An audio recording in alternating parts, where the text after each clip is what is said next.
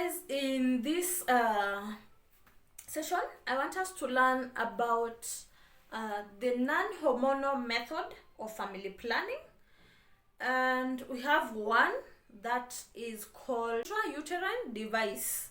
So mostly or commonly known as a coil. It's commonly known as a coil. So a coil, it is a T-shaped plastic device. It's a T-shaped plastic device with banded with copper around it, that is inserted into the uterus. It's inserted into the uterus, and it's fitted. It's T-shaped, so it's T-shaped like this,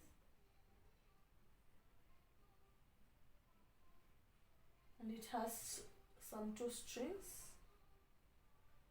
So it's inserted and fitted in the uterus so that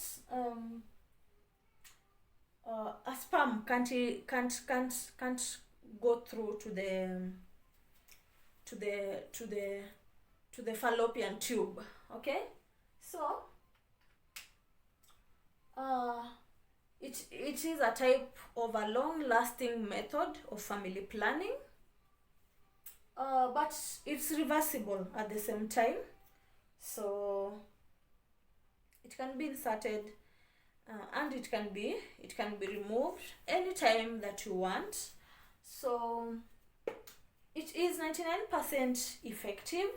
Okay, so it stops the sperm from reaching the egg, so fertilization won't take place.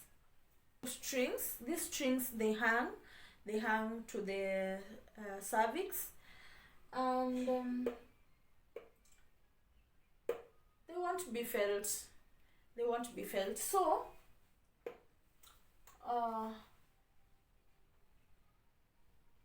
it's not harmful, and it can't be felt during sex.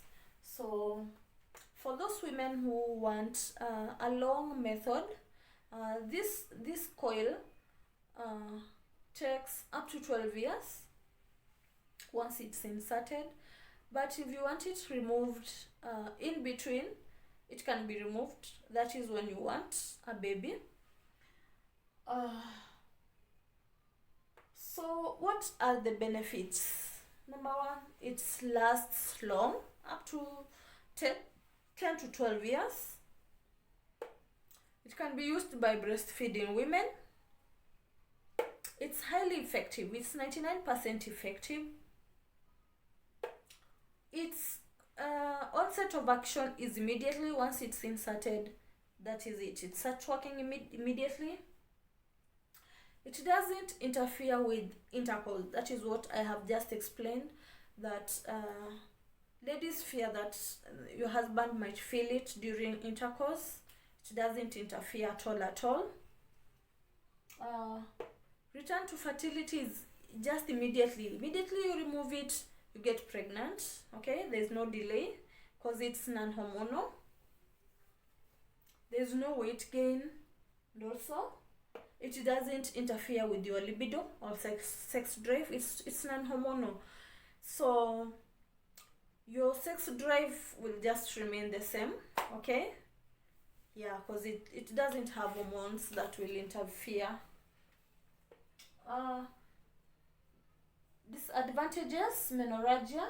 Some women experience heavy bleeding after insertion. It doesn't protect sexually transmitted diseases. There's a slight risk of acquiring a uterine infection during insertion. So during insertion, it needs sterility. So, and I know during insertion, the nurse inserting it or the doctor, they always practice sterility, okay? But there's a very slight risk of getting an infection during insertion, but not always, okay? Another disadvantage is there's a risk of expulsion during your menstruation. Once the coil has been inserted, make sure for the first 3 months, always when you are having your menstruation, you have to be checking whether it has dislodged. Especially if you have heavy messes, they can dislodge the coil. So make sure you check so that every time you are changing your pad, you check so that if it can dislodge, so that you can know, okay?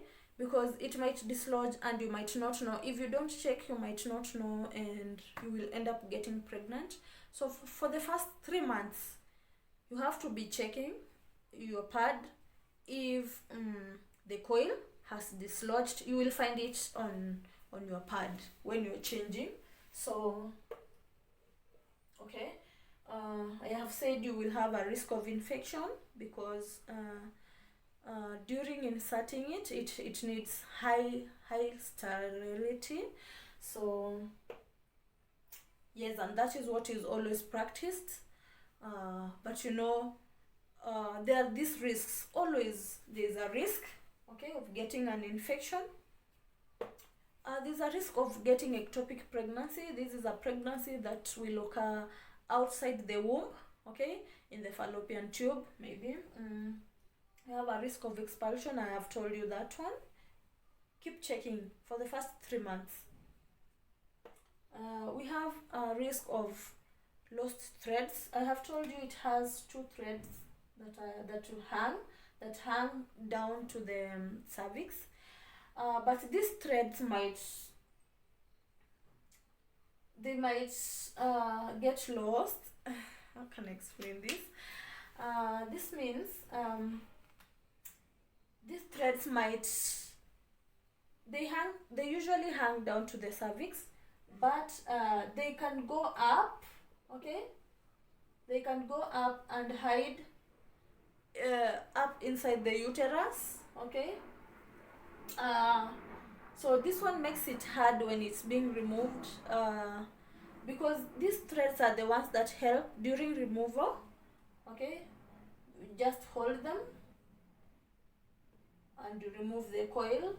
But if they are lost, your doctor will know how he will go about it. Okay, there's a risk of damage to the womb during insertion because of its shape, okay? Because of its shape, these ends might perforate the uterus, okay? During insertion, these ends might perforate the uterus, but it's just a risk. It doesn't always happen, but it might happen. And once it happens, also your doctor will know what to do, okay? So one thing you should know when you are having a coil, you must practice hygiene, okay? Hygiene is the main thing. If you do not practice hygiene, you will be getting infections and you will wonder why. So this coil needs, number one, you must have one partner. If you keep moving from one partner to another, this is not recommended for you, okay? If you use a coil, make sure you only have one partner. Number two, make sure you practice hygiene for a lady. Hygiene, I mean, you must change your pants daily, twice a day. Wash yourself back, have a bath in the morning and in the evening, and make sure you change your innerwears. And also make sure you have one partner. This method will work perfectly for you, okay? So yeah, that is it. Do not fear, just try using it. If it doesn't work well, but I believe it work well, perfectly well, for you. Okay, yes, just try it, it will work for you. That is if you need a long method.